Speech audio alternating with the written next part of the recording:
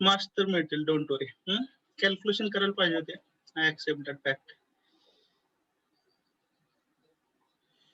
Okay, so we have discussed the free body and free body diagram. Note करून घेताय? Yes sir. चला continue करतो आपण syllabus.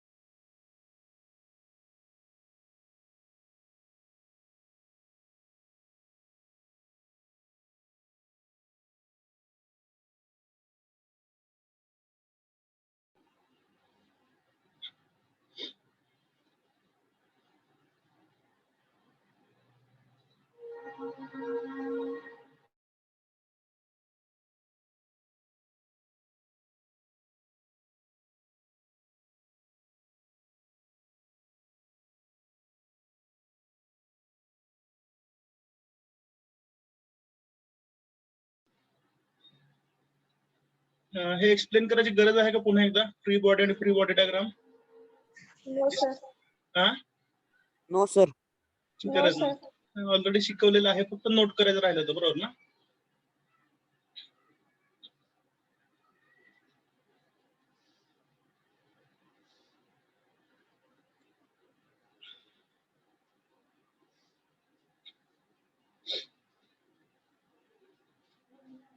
काल कोणीतरी एका स्टुडंटने सांगितलं की हाच प्रॉब्लेम आपण जो आहे तो दुसऱ्या कुठल्या तरी डिव्हिजनला होता वाटतं, बरोबर ना?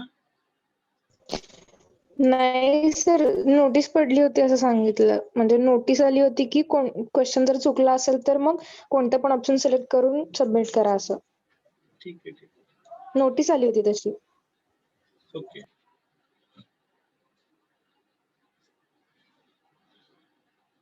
Normally I must tell you, जर तुम्ही काय ऑफलाईन लेक्चर अटेंड केले असतील, ऑफलाईन लेक्चर काय सुरुवात झाली होती किती तारखेला मला आठवत नाही, मला वाटतं फेब्रुवारी 17-18 दरम्यान काहीतरी सुरुवात झाली. 15 फेब्रुवारी सर. 15 फेब्रुवारी काय? हा, तर त्यावेळेच्या ऑफलाईन लेक्चर मध्ये मी जरा थोडीशी माहिती सांगितली होती स्वतःविषयी, यू रिमेंबर. नॉर्मली चुका होत नाहीत माझ्या हातनं, ठीक आहे, जे झालं ते झालं.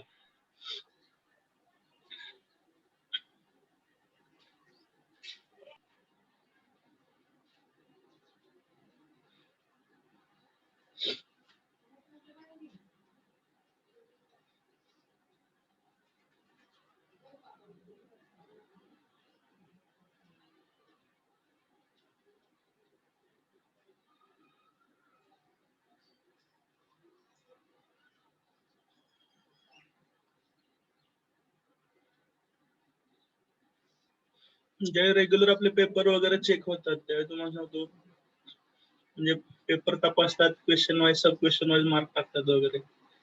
आजपर्यंत राईट फ्रॉम 2003 एवढे आता किती स्टुडंट पास आउट झाले मला पण आठवत नाही, हजारो झाले असते, बरोबर का? कधीही एकाही पेपर मध्ये टोटल चुकले नाही माझे, टोटल करताना. ठीक आहे, एखादा दिवस आपला नसतो, बरोबर आहे का? ओके, झालेलं free body diagram.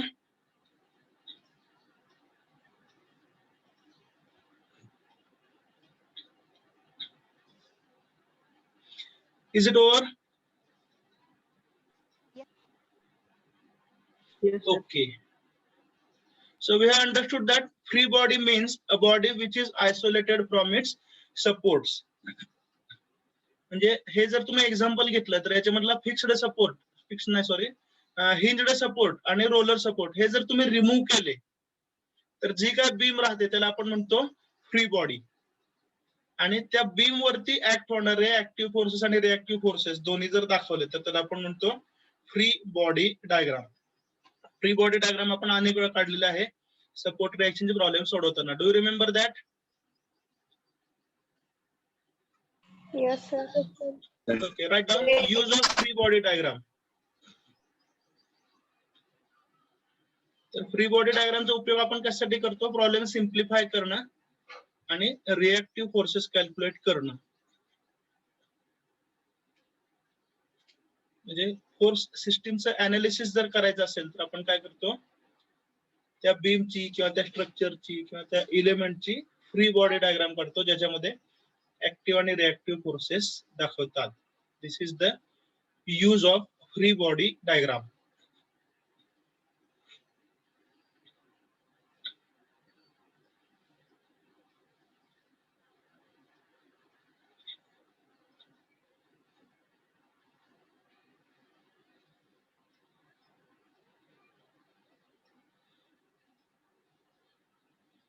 Okay, while you are writing एक माझ्या मनात शंका आहे, विचारू द्या. Yes, sir. Yes, हा sir. Sir. Are you listening? शंका म्हणण्यापेक्षा भीती आहे. Yes, sir. ठीक आहे. आता कालचा ISC चा पेपर कसा झाला तुम्हाला माहिती आहे? जे आपण डिस्कस केलं होतं नॉर्मली जे आपण रिपीट करतो, बरोबर की नाही? त्याच्यावरती एमसीक्यूज असतात, क्वेश्चन्स येतात, बरोबर ना?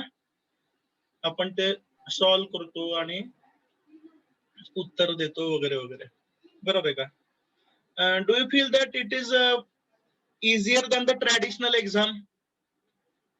म्हणजे आपण 11वी पर्यंत जे काय पेपर पेन्सिल घेऊन फायनल एक्झाम वगैरे देत होतो, बरोबर आहे का?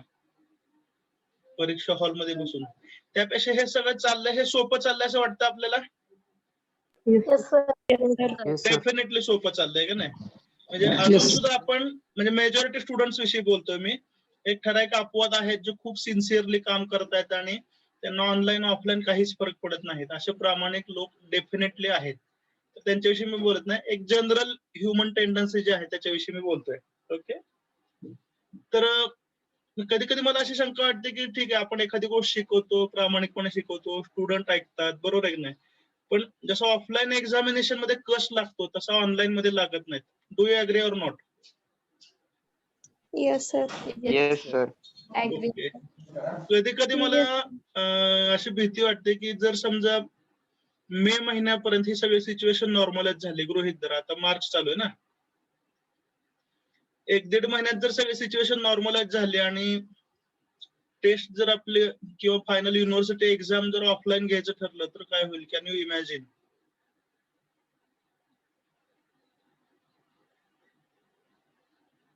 इमॅजिन करू शकता का?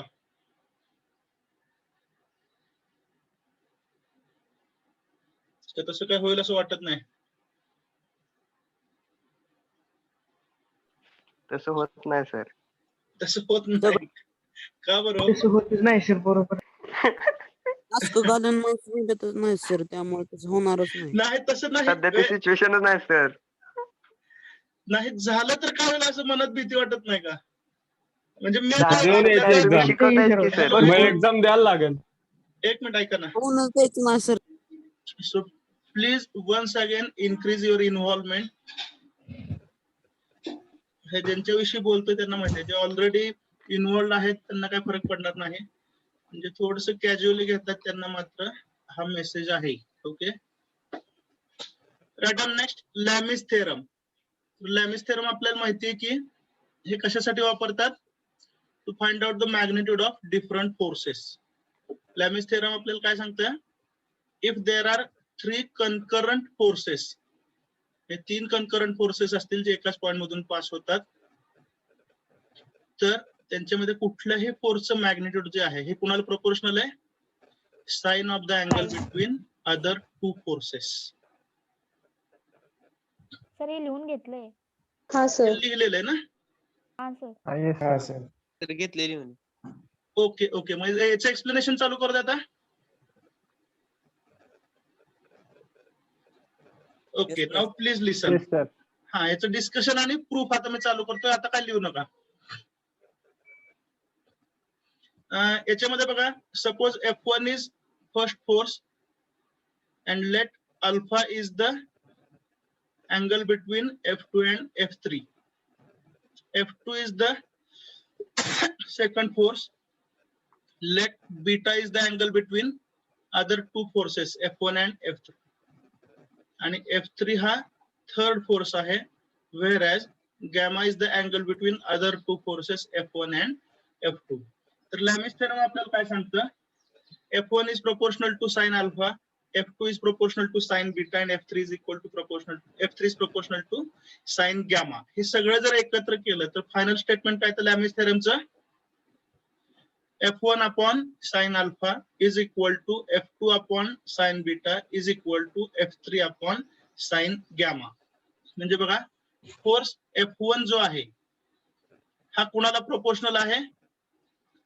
तर राहिलेल्या दोन फोर्स मधला जो अँगल आहे अल्फा, त्याच्या साइन रेशोला प्रोपोर्शनल आहे.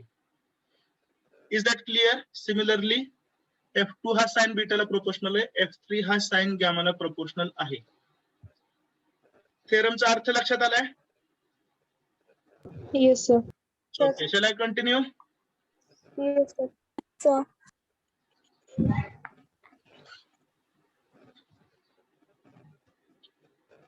याची प्रॅक्टिकल एक्झाम्पल्स आपण पाहिलेले आहेत. तर ज्या ठिकाणी तीन कॉन्करंट फोर्सेस असतात, तीन कॉन्करंट फोर्सेस असतात, म्हणजेच तीन फोर्सेस जे एका सिंगल पॉइंट मध्ये मीट होतात, त्या ठिकाणी आपण लॅमिस थेरम अप्लाय करू शकतो. आणि हेच त्याचं लिमिटेशन पण आहेत. जर नंबर ऑफ फोर्सेस हे 3 पेक्षा कमी असतील किंवा जास्त असतील तर लॅमिस थेरम आपल्याला वापरता येणार नाही. ठीक आहे? शिवाय फोर्सेस हे कन्करंटच असले पाहिजेत, म्हणजे ते पॅरलल फोर्सेस वगैरे याच्यासाठी वापरता येणार नाही. हे पण आपण डिस्कस केलेलं आहे.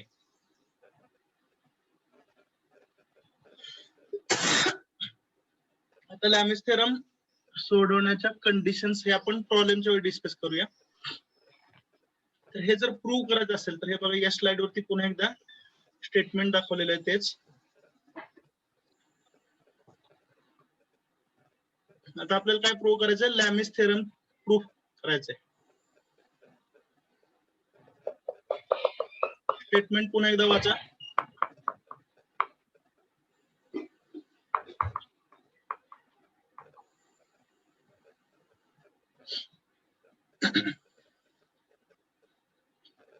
वाचलं?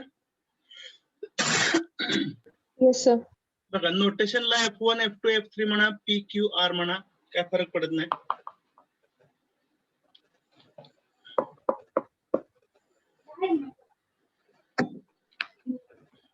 F1, F2, F3 म्हणा किंवा PQR म्हणा. ठीक आहे?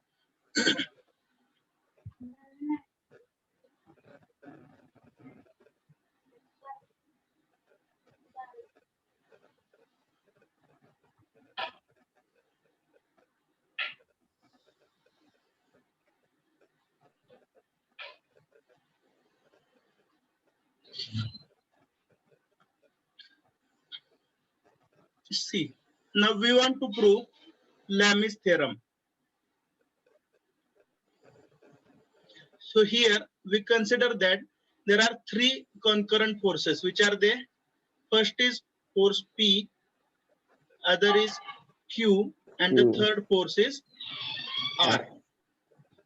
याला आपण F1, F2, F3 म्हटलं तरी चालू शकतं. ठीक आहे? Let alpha is the angle between Q and R. म्हणजे P शी करस्पॉन्डिंग अँगल कुठला आहे? अल्फा. तसंच Q शी करस्पॉन्डिंग अँगल म्हणजेच काय? Angle between P and R. That angle is beta. आणि R शी करस्पॉन्डिंग अँगल म्हणजेच P आणि Q ह्या दोन फोर्स मधला अँगल आहे theta. Is that clear? Yes sir. Yes sir. Okay, आपण आता काय करतोय? याची वेक्टर डायग्राम काढतोय. वेक्टर डायग्राम म्हणजेच काय? तर ग्राफिकल मेथड ऑफ सोल्युशन आपण पाहिली होती, आठवतंय का? triangle law of forces. Do you remember that? आठवतंय का? Yes sir. Yes sir. Okay. तर पहिल्यांदा आपण काय करूया, we will represent the force P in magnitude as well as direction. या तिन्ही फोर्सेसचं आपण काय करतोय, ग्राफिकल रिप्रेझेंटेशन करतोय. म्हणजेच काय, एक सुटेबल स्केल घेणार आपण. For example 1 centimetre is equal to 10 newton असं काहीतरी स्केल घेणार. मग तुम्हाला पर्टिक्युलर फोर्स साठी काहीतरी लेंथ मिळेल. तर प्रत्येक फोर्स आपण मॅग्नेट्यूड आणि डायरेक्शन मध्ये रिप्रेझेंट करूया. सुरुवात कुठून करतोय, P पासून. ठीक आहे. तर P ची डायरेक्शन तुम्हाला माहितीये, एक्झॅक्टली तेवढाच अँगल घेऊन आणि फोर्स P चं जे काय मॅग्निट्यूड आहे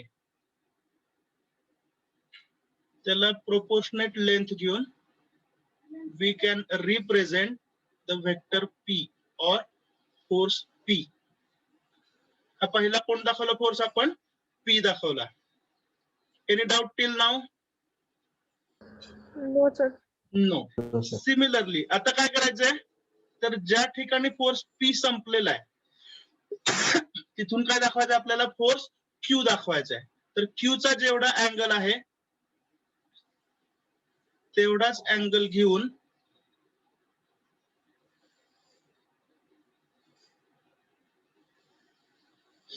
we can represent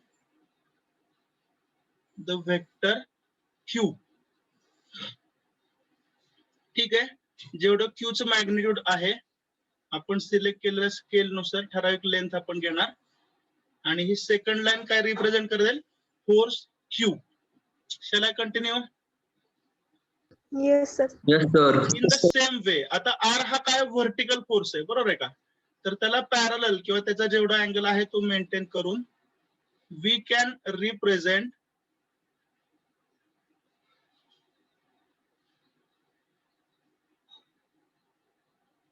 the vector R.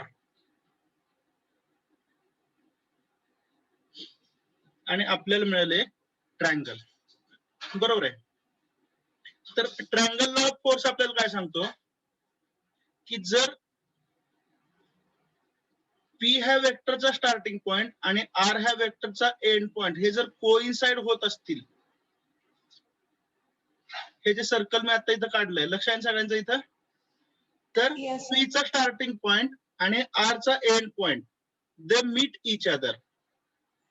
याचा अर्थ असा झाला की या फोर्स सिस्टीमचा रिझल्टंट किती आहे, 0 आहे. झिरो. रिझल्टंट 0 म्हणजे काय, तर ऑलरेडी हे फोर्सेस इक्विलिब्रियम मध्ये आहेत. First point is clear? Yes sir. Force system पूर्ण लक्षात आली. वेक्टर डायग्राम कशी काढली लक्षात आलंय. Shall we continue? Yes sir. Okay. आता आपण बघूया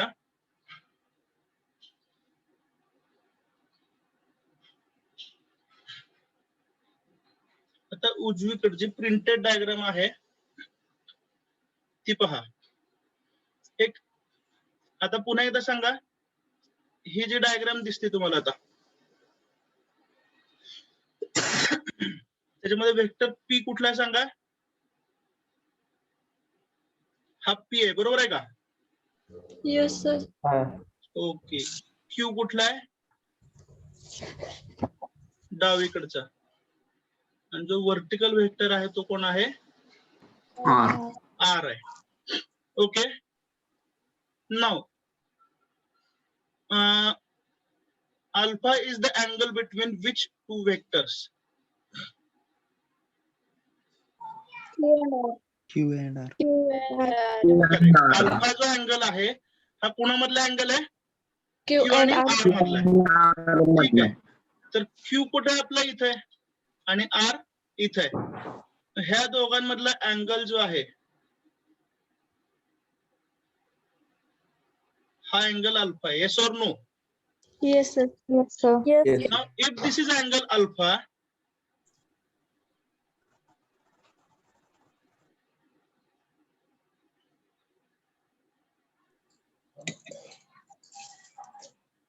तर हा जो स्टार केलेला अँगल आहे हा किती असला पाहिजे, 180 minus alpha. Is that clear?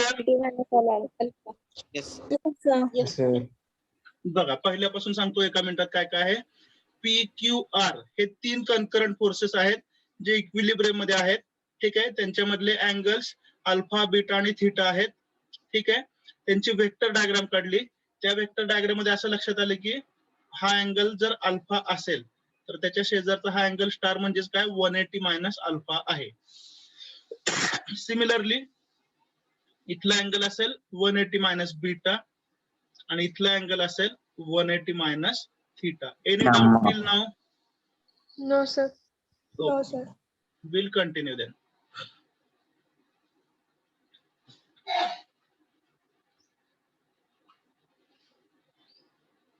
बघा पुन्हा एकदा त्याच डायग्राम दाखवलेले आहेत. आता काय करायचंय, we have to apply the sine rule. ठीक आहे. तर सांगा आता कुठला वेक्टर कुठं आहे पुन्हा एकदा समजावून घ्या. तर पी कुठं आहे? हा पी आहे बरोबर आहे का? Yes sir. हा वेक्टर क्यू आहे Q. आणि वर्टिकल वेक्टर कोण आहे? आर. R. ठीक आहे. आता साइन रूल अप्लाय करताना काय करायचंय, तर particular vector divided by sine of the angle opposite to it. काय सांगितलं पुन्हा एकदा ऐका. काय करायचं तुम्हाला 3 रेशो घ्यायचे. कसे रेशो घ्यायचे? वन वेक्टर किंवा कुठलाही पर्टिक्युलर वेक्टर घ्या divided by sine of the angle opposite to it. For example मी पहिला वेक्टर घेतला पी. ठीक आहे. तर पी च्या अपोजिट असणारा अँगल किती आहे? 180 मायनस 180 मायनस अल्फा. म्हणून पहिला रेशो आपण काय घेतला? P divided by sine of 180 minus alpha. आता दुसरा रेशो घ्यायचा आहे. कसा घेणार? क्यू डिवायडेड बाय क्यू च्या अपोजिट अँगल आहे 180 मायनस बीटा. त्यामुळे सेकंड रेशोला q divided by sine of 180 minus beta. Similarly, if you take the third vector r, angle opposite to it is 180 minus theta. त्यामुळे तिसरा ratio आला r divided by sin of 180 minus theta. So as per the sine rule, these 3 ratios should be equal.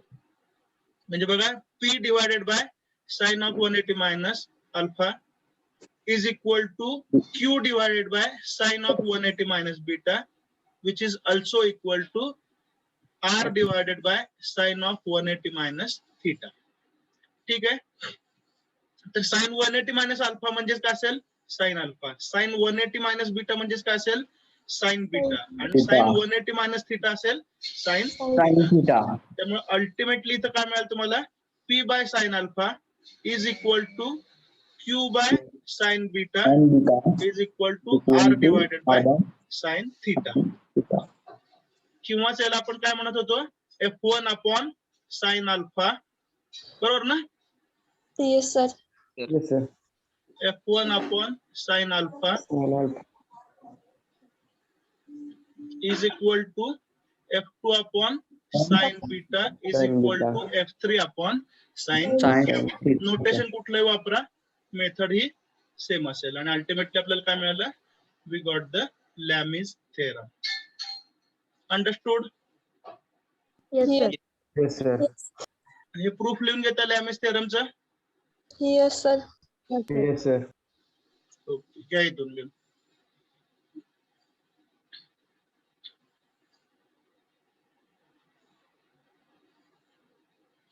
Any doubts? समजलं सर्वांना? Yes sir. Simple 1-2 स्टेपचं proof आहे, फारसं काय अवघड नाहीये. फक्त अँगल कुठला कसं घ्यायचं हे लक्षात ठेवा व्यवस्थित.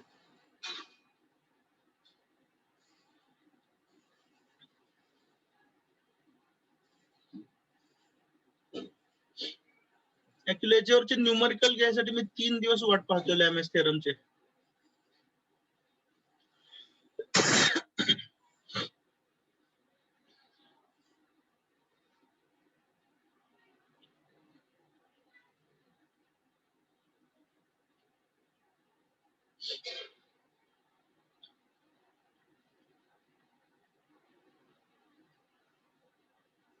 दुपारी एखाद्या लेक्चर जर मिळत असेल तर आपण घेऊया ते. आणि लॅमेस थेरमचे न्यूमरिकल चालू करूया आपण. कारण उद्या परत मी प्रवासात असणार आहे. तुम्हाला माहिती प्रवासात एकदा गेलं की काय खरं नसतं आपलं. लेक्चर घेणं, नेटवर्क आहे नाही. प्रवास करताना बसमध्ये जर लॅपटॉप खोलून लेक्चर घ्यायला लागलो तर आसपासची लोक दगड मारतील का नाही. काय बोलतोय म्हणणार. जे रेग्युलर ऐकतात ते सुद्धा नाराज होतात, बरोबर आहे की नाही. अननोन लोक तर नाराज होतील असला डायग्राम बघून.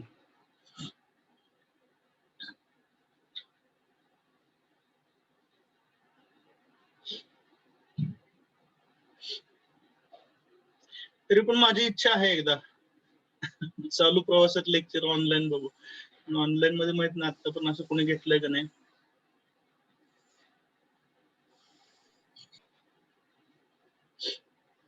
शेवटचं लेक्चर आपण घेऊया तसं चालता चालता बोलता बोलता. सगळं सिलेबस झाल्यावर.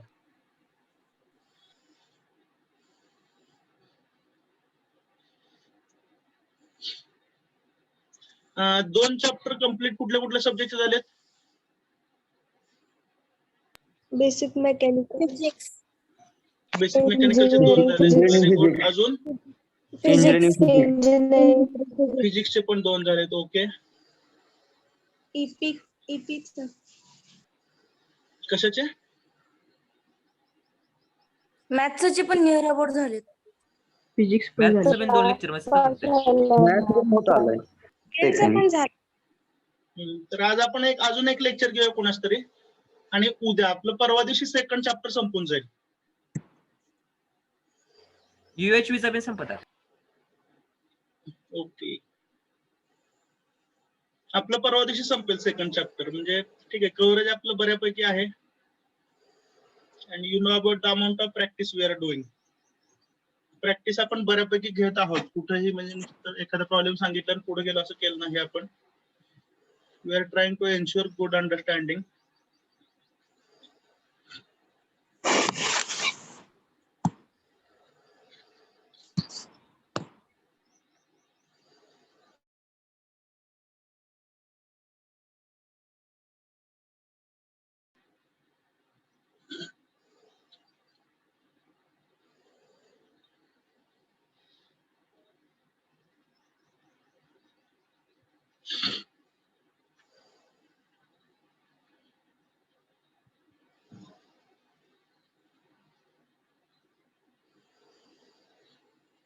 BME हा माझा खूप आवडती सब्जेक्ट आहे. Basic mechanical engineering.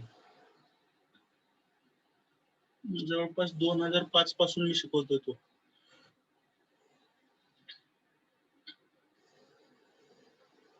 शिकवत होतो.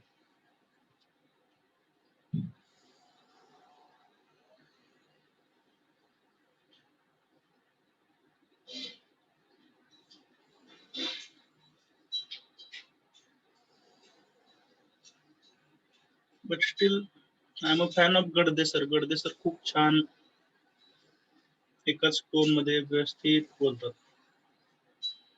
त्यांची बोलण्याची स्टाईल खूप आवडते मला.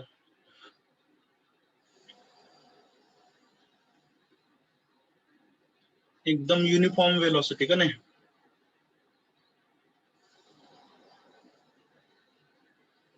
Yes or no. Yes sir. Sir तुम्ही काय बीएमई बंद केलं शिकवायचं. सर आमचे खूप क्लोज फ्रेंड आहे. डोंट वरी, घाबरू नका. सरांची बोलायची स्टाईल खूप चांगली आहे. I am a fan of his style of speaking.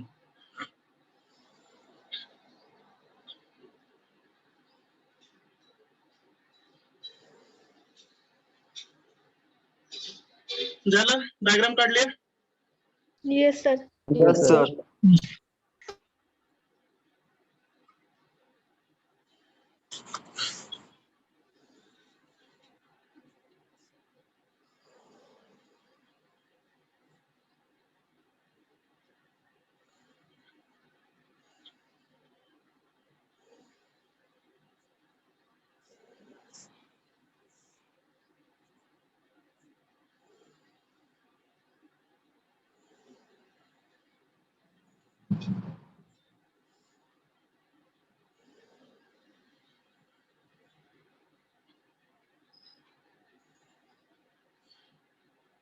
University एक्झामिनेशनच्या बाबतीत तुम्हाला सांगतो, मागच्या 1-2 वर्षामध्ये ट्रेंड असा आहे की फॉर एक्झाम्पल लॅमिस थेरम असेल किंवा व्हॅरेग्नॉस थेरम असेल, तर जुना ट्रेंड असा होता की याच्यावरती न्यूमरिकल्स विचारले जायचे. ठीक आहे, तर आता ट्रेंड असा आहे की कधी कधी डेरिव्हेशन पण विचारले जातात, म्हणजे थिअरी विचारली जाते. त्यामुळं जे हे आता डेरिव्हेशन आपण लिहून घेत आहोत, अशा प्रकारचे डेरिव्हेशन हे सुद्धा परफेक्ट असले पाहिजेत आपले.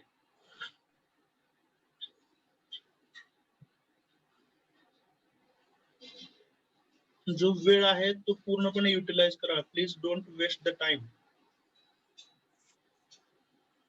कारण 1.5 महिन्यात आता सगळा सिलेबस संपवायचा म्हणजे पिकअप हा घ्यावाच लागेल सर्वांनाच.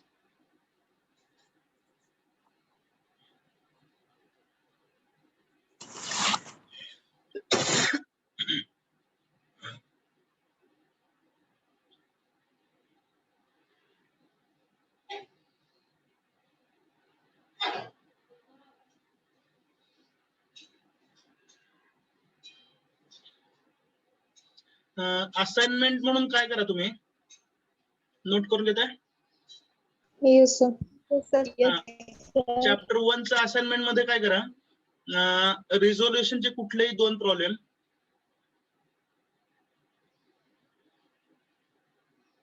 आणि व्हॅरेग्नॉस थेरमचे 2 प्रॉब्लेम आणि मोमेंट कॅल्क्युलेशनचे 2 problem. This is your assignment number 1. काय काय सांगितलं? हे बघा, रिझोल्युशनचे 2 प्रॉब्लेम, व्हॅरेग्नॉस थेरमचे 2 प्रॉब्लेम आणि मोमेंटचे 2 प्रॉब्लेम.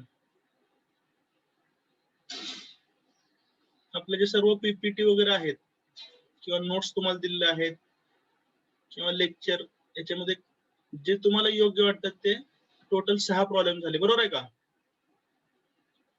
Yes sir. ठीक आहे. आणि इन ऍडिशन काय करा, मागच्या चॅप्टर मध्ये प्रूफ एकच होतं ना, व्हॅरेग्नॉस थेरमचं एक प्रूफ होतं. हा, in addition proof of Varignon's theorem, proof of Varignon's theorem आणि proof of law of parallelogram of forces.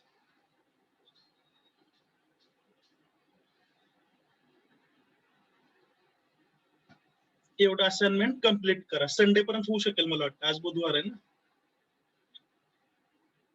Sunday पर्यंत शक्य आहे ना काय? पण एक प्रॉब्लेम हार्डली 15 मिनिट लागतात, 15-20 मिनिटं. बरोबर आहे की नाही? 6 प्रॉब्लेम जरी म्हटलं तरी 2 तास पकडा जास्तीत जास्त, आणि ह्या 2 प्रूफ साठी अर्धा तास. साधारणपणे 3 तासच काम आहे. 3 तासाच्या कामासाठी आपल्याला बघा, बुधवार, शुक्रवार, शनिवार, रविवार 5 दिवस सफिशियंट आहेत ना? Yes sir. Yes sir. Clock hour मध्ये म्हटलं तर फक्त 3 तासाचं काम आहे. Do you agree or not? Yes sir. 10 मिनिटात एक प्रॉब्लेम, 6 प्रॉब्लेमला 60 मिनिट म्हणतो, 120 मिनिट, 2 तास घ्या आणि 2 प्रूफ साठी अर्धा तास. 3 तासात होऊन जाईल. चला, लिहून झालं सर? हा, सेकंड प्रूफ. व्हॅरेग्नॉस थेरमचं प्रूफ आणि law of parallelogram of forces. Okay. हे बघा, जेवढं exam point of view important आहे मी तेवढंच तुम्हाला सांगतोय. ठीक आहे? अदरवाईज द्यायचंच म्हटलं तर असाइनमेंट मी काय तुम्हाला म्हणू शकतो, जेवढं वैध आहे तेवढं परत लिहून काढा वगैरे वगैरे. पण I don't believe in that. जे कॉन्सन्ट्रेटेड इनपुट आहे, जे महत्वाचं आहे तेवढंच मी करायला सांगतो तुम्हाला. आणि लक्षात ठेवा, जेवढं तुम्ही असाइनमेंट सिन्सिअरली बिन बघता लिहिताल तेवढं तुमचं फायनलचं प्रिपरेशन बेटर होईल. असाइनमेंट बघून लिहायचे असतात हे कृपया आपल्या डोक्यातनं काढून टाका. आणि असाइनमेंट जर आपण बघून लिहिलं तर नुकसान आपलंच होतं. असाइनमेंट म्हणजे काय असतं ऍक्च्युली, जे आपल्याला समजलंय ते आपण एक्झिक्यूट करायचा प्रयत्न असतो. It is a kind of unmonitored exam. लक्षात येत आहे का? त्याच्याकडे बर्डन म्हणून पाहू नका.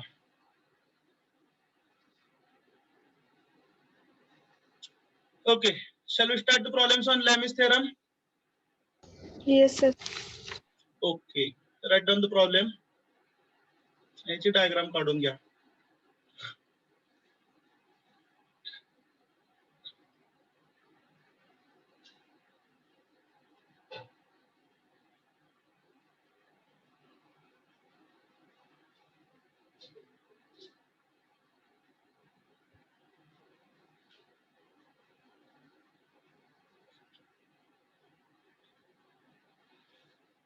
So in this problem, it is given that there is a cylinder.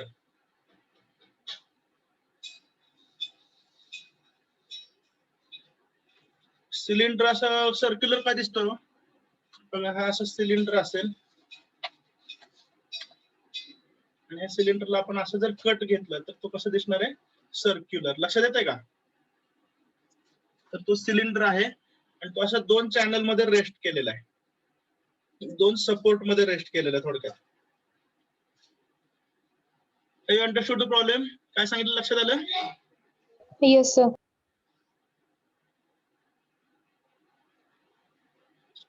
तर हा आहे चॅनल 1.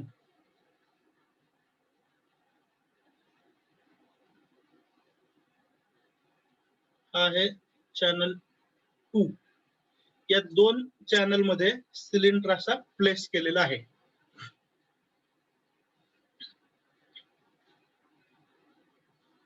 तर चॅनल 1 ला सिलेंडर जिथं रेस्ट होतो त्याला म्हटलंय point A, and the point at which the cylinder rests on channel 2 is point B.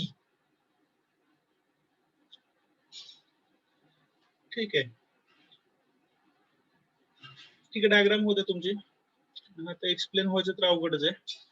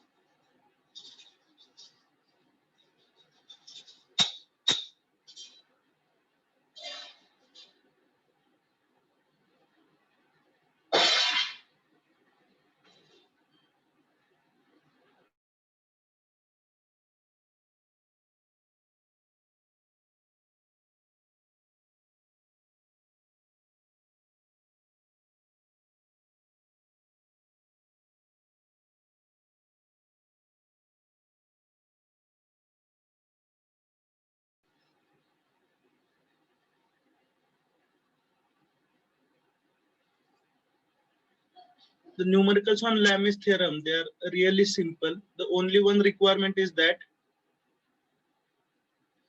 you should be good in calculation of angles.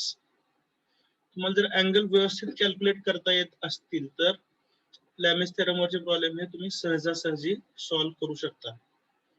Okay, संख्या वाढलेली आहे.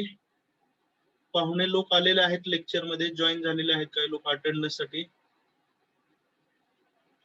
आता अटेंडन्स घेतो मी.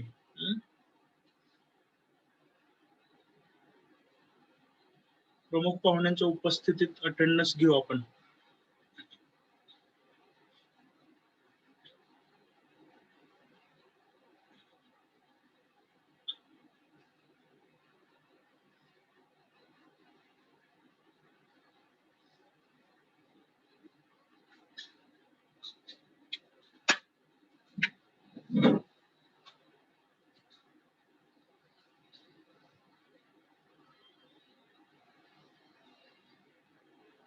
ओके, जोपर्यंत मी अटेंडन्स घेतो तोपर्यंत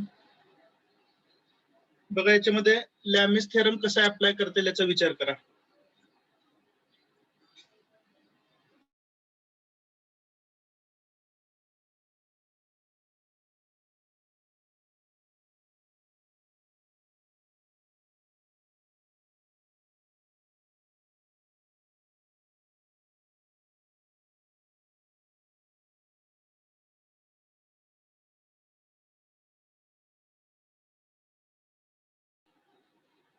Just search for 3 concurrent forces and angle between them. 3 concurrent forces याच्यामध्ये शोधा आणि प्रत्येक 2 फोर्स मध्ये अँगल किती आहे एवढंच फक्त शोधून काढा.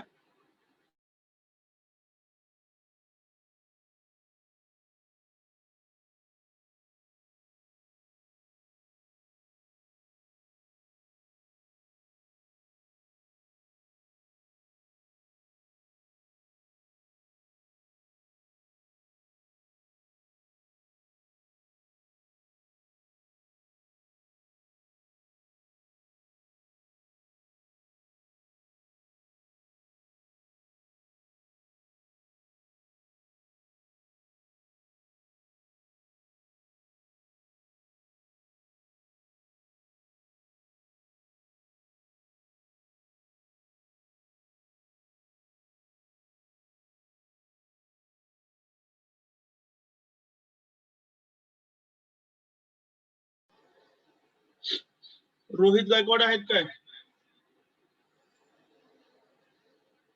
Yes sir. आहेत. ओके. झालं ना? फॉर्म बिम कम्प्लीट झालं ना? हो सर. कारण त्या दिवशी मी पुण्यात आमच्या गाईड समोर चाललो होतो. आदल्या दिवशी गाईडने आमची चंपी केली होती. त्यामुळे जाताना मी आधीच टेन्शन मध्ये. तेवढ्यात तुमचा फोन, सर काय लिहायचं सांगा. अरे काय लिहायचं ते लिहा बाबा म्हणलं. होय. मला आलं ते लक्षात तुम्ही टेन्शन मध्ये आहे म्हणून मी फोन ठेवला होता. आमची जुनी जनरेशन, आम्ही शिक्षकांना अजूनही घाबरतो.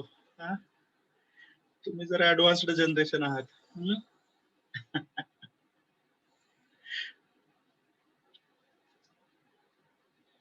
झालं काय? प्रॉब्लेम नाही ना? कम्प्लीट झालंय? Yes sir. ओके. आता याच्यामध्ये लक्षात घ्या, विन फक्त आता लॉजिक सांगतो मी, सोडवायचं कसं आहे आपण पुढच्या लेक्चरला बघूया. ओके. अजून 2-3 मिनिटं आहेत आपल्याला. तर कुठलाही सरफेस तुम्ही घेतला, हा समजा एक सरफेस आहे.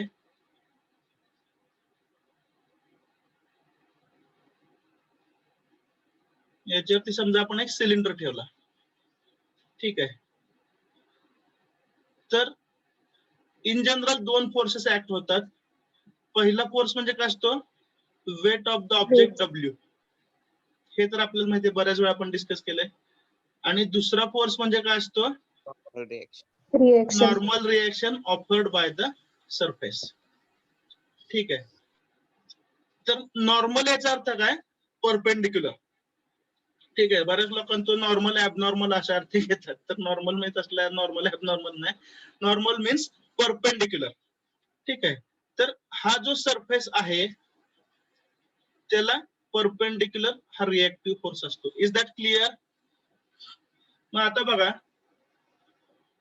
हा जर चॅनल 1 असेल, चॅनल 1 ला सिलेंडर कुठे टच करतोय? तर ए ह्या पॉइंटला इथे टच करतोय. दिसतंय ना डावीकडे? त्यामुळे इथली जी नॉर्मल रिएक्शन आहे RA ती कशी आहे? तर ह्या चॅनल 1 ला परपेंडिक्युलर. समजलं? ही रिएक्शन फोर्स दिसला इथला? Yes sir. चॅनल 1 ला जो परपेंडिक्युलर आहे तो रिएक्टिव्ह फोर्स RA. सिमिलरली उजवीकडे जर तुम्ही पाहिलं, दिस इज चॅनल 2. चॅनल 2 ला सिलेंडर कुठे टच करतोय? तर इथं पॉइंट बी मध्ये टच करतोय. बी. आणि इथला रिएक्टिव्ह फोर्स RB जो आहे तो कसा असेल? चॅनल 2 ला परपेंडिक्युलर. समजतंय? त्यामुळे बघा, येस सर. पहिला फोर्स आहे, पहिला फोर्स कुठला आहे? RA. म्हणजे काय? RA. Normal reaction offered by channel 1. दुसरा फोर्स कुठला आहे? RB. Normal reaction offered by channel 2. आणि तिसरा फोर्स आहे, बारस्कर सॉरी बरं का, वेळ आपल्याला सोडले गेले. आणि तिसरा फोर्स आहे W. बरोबर आहे. तर तुमच्या असं लक्षात येईल की हे 3 फोर्सेस यांची जर लाईन ऑफ ऍक्शन तुम्ही एक्सटेंड केली तर ते मीट होतील एका पॉइंट मध्ये. समजा हा पॉइंट पी आहे which is centre of the cylinder, centre of the circle काय म्हणायचं ते म्हणा. तर हे तिन्ही फोर्सेस जे आहेत हे कशा आहेत, कॉन्करंट आहेत. लक्षात आलंय? Yes, sir. These are three concurrent forces which meet at a single point. त्यामुळे या केसमध्ये आपण लॅमिस थेरम अप्लाय करू शकतो. लॅमिस थेरम काय सांगतं आपल्याला, F1 upon sin alpha is equal to F2 upon sin beta. is equal to F3 upon sin gamma. तर याच्यामध्ये एकच गोष्ट महत्वाची असते की फोर्सेस कॉन्करंट आहेत का, ते कोणत्या पॉइंटला मीट होतात आणि प्रत्येक दोन फोर्सेस मध्ये अँगल किती आहे हे जर तुम्हाला कॅल्क्युलेट करता येत असेल then you can solve such problems. तर आज आपण फक्त याचं स्टेटमेंट लिहून घेतलेलं आहे, डायग्राम काढलेले. पुढच्या लेक्चरला आपण बघूया, दुपारी एखादं लेक्चर मिळतंय का, आपण हे प्रॉब्लेम सॉल्व्ह करूया. ठीक आहे, चालेल. Thank you very much. Will end the meeting.